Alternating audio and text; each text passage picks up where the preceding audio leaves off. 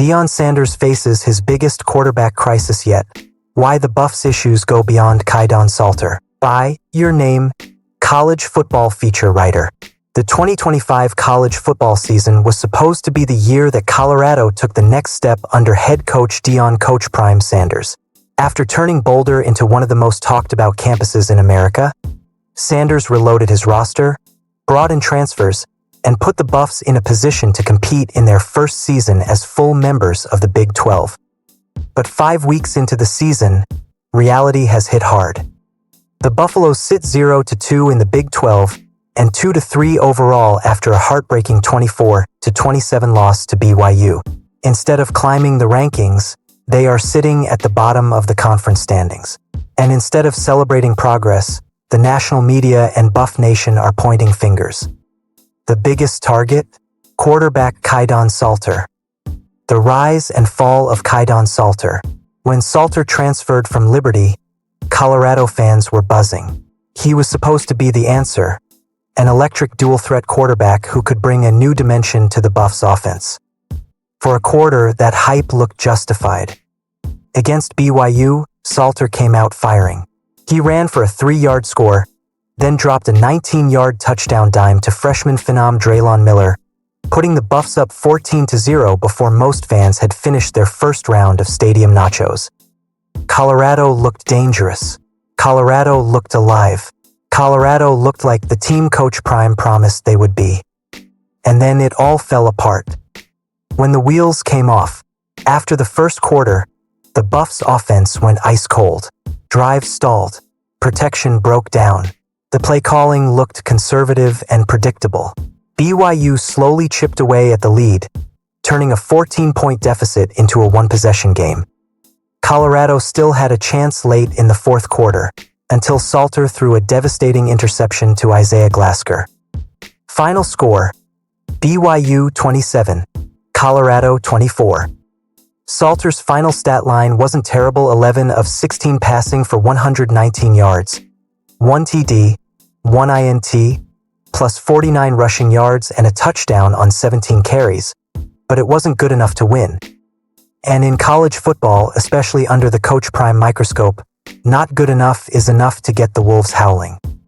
The QB controversy heats up. By the time the post-game show rolled around, Buff Nation was already debating whether Salter should stay QB1. Insiders Adam Munstertager, Will Gardner, and Sean Niehoff broke it all down on the Buff Stampede podcast.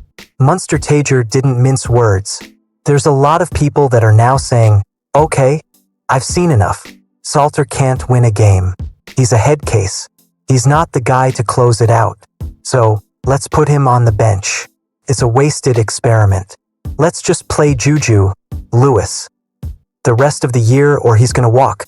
Freshman quarterback Julian Juju Lewis has become the new fan favorite, with many clamoring to see him take over. But Gardner urged patience, arguing that benching Salter now would be a mistake. Not yet. You got to give Kaidon Salter the opportunity the next 2 weeks and then reassess it after that point. If it's more of what we saw last night versus what we saw previously, then yeah, you start to build for the future. Gardner made another key point that cuts to the heart of Colorado's problem. They don't give him a whole bunch of things. They give him a system he can play in. You throw Juju Lewis into the system, he's not going to look any better than Salter. In other words, the QB is not the only problem. The real issue, QB development. That's where Sean Niehoff jumped in, taking aim not at the players, but at the coaches, specifically offensive coordinator Pat Shurmur.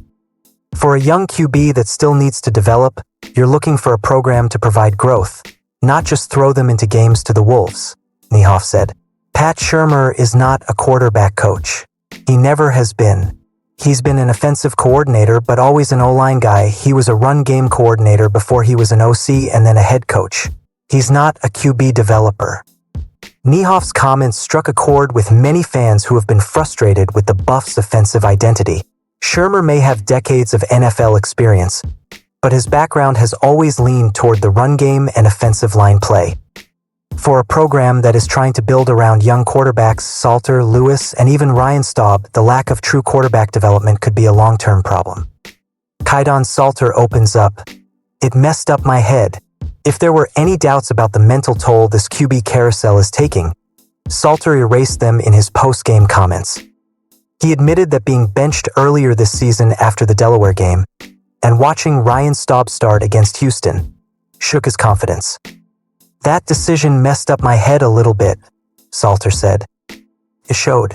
Salter looked rattled at times against BYU, hesitant to pull the trigger on downfield throws and relying more on his legs than his arm.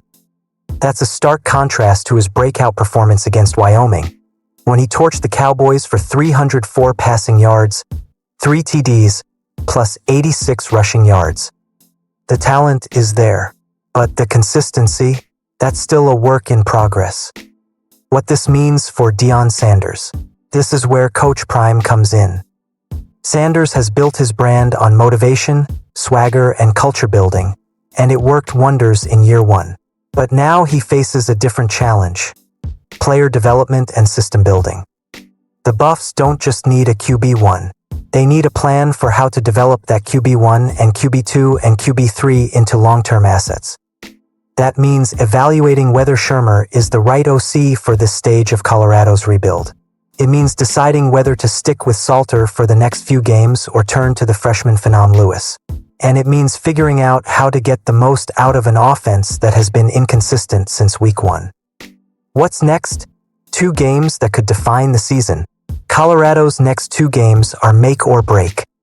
Gardner's advice: give Salter 2 more weeks before reassessing. Maybe exactly what Sanders does. If Salter shows the same flashes he did against Wyoming, he could quiet the critics and keep the starting job.